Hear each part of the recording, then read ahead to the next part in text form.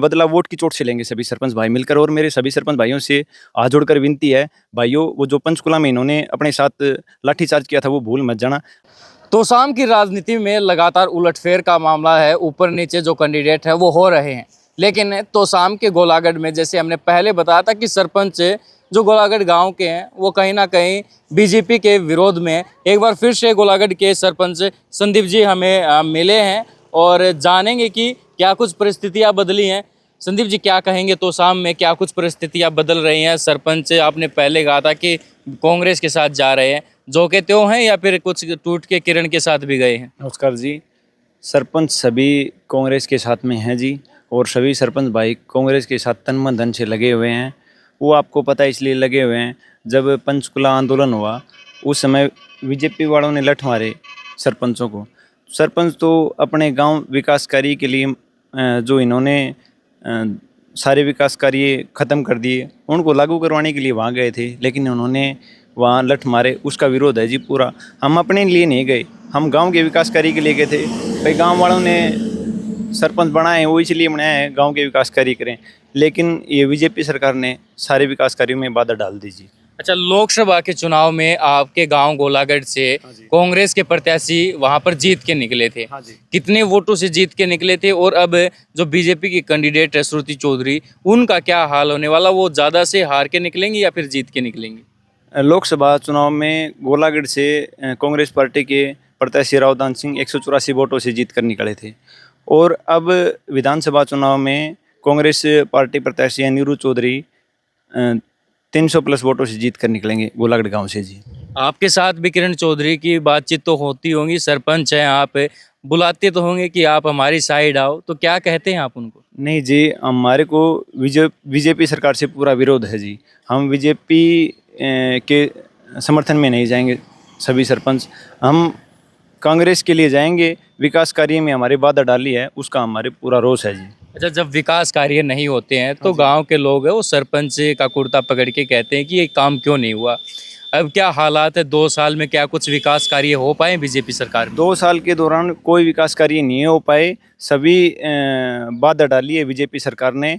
अब गांव वाले बेचारे आते हैं, उनको पता नहीं है, अभी सरपंचों के पास पावर नहीं छोड़ रखी बीजेपी सरकार ने। सभी आते हैं, भाई ये हमारा काम करवा दो, लेकिन वो संतुष्ट करने पड़ते हैं। भाई अभी हमारी कांग्रेस सरकार आएगी और आते ही हम सब आपके कार्य करवाएंगे जी।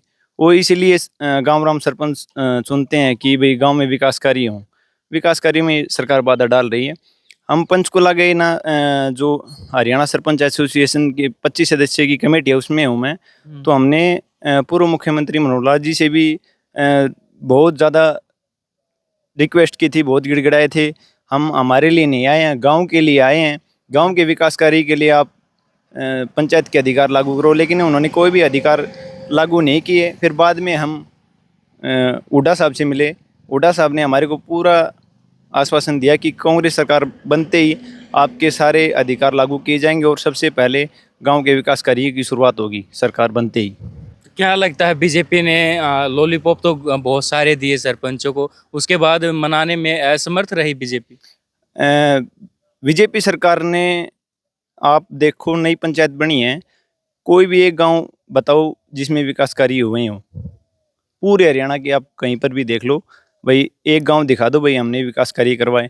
खाली इन्होंने क्या करवाया जी, प्रस्ताव मंगवा लिए, एस्टीमेट बनवा दिया, लेकिन आज तक कोई ग्राम पंचायत में पैसा नहीं दिया जी इन्होंने।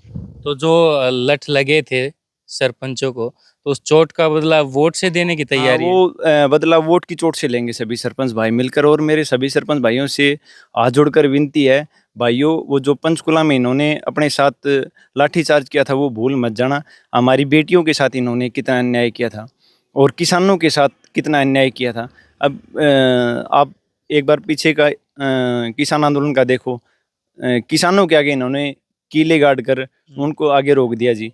अब बीजेपी सरकार ने जितने भी काले कानून हैं सभी किसानों और सरपंचों और आम जनता के लिए किए हैं। तो आम जनता से मेरी अपील है, अब बदला लेने का मौका आ गया है। सभी कांग्रेस पार्टी को वोट दें और इस बीजेपी सरकार को हरियाणा से दूर करें और कांग्रेस सरकार को लाएं। हाँ, तो शाम में हाँ, कितने वोटों से मान रहे कि कांग्रेस के जो प्रत्याशी अनिरुद्ध चौधरी वो जीत के निकलेंगे? तोसा में भी एक पहली बार इतिहास बनेगा। बहुत अच्छे वोटों से अनिरुद्ध चौधरी जी जीतेंगे और पहली बार इतिहास बनेगा सबसे ज़्यादा वोटों से अनिरुद्ध चौधरी तोशाम में जीतेंगे जी। जी, बहुत बहुत धन्यवाद। संदीप थे, गांव गोलागढ़ से सरपंच है और कहीं ना कहीं जो बीजेपी की प्रत्याशी है उनका विरोध है वो कर रहे हैं। लेकिन अब देखना होगा कि तोशाम की जनता क्या कुछ चाहती है। लेकिन सरपंचों पर जो लाठी बरसाई थी सरपंच उन्हें याद कर रहे हैं और कहना है कि जो चोट का बदला है अब वोट से होगा। धन्यवाद।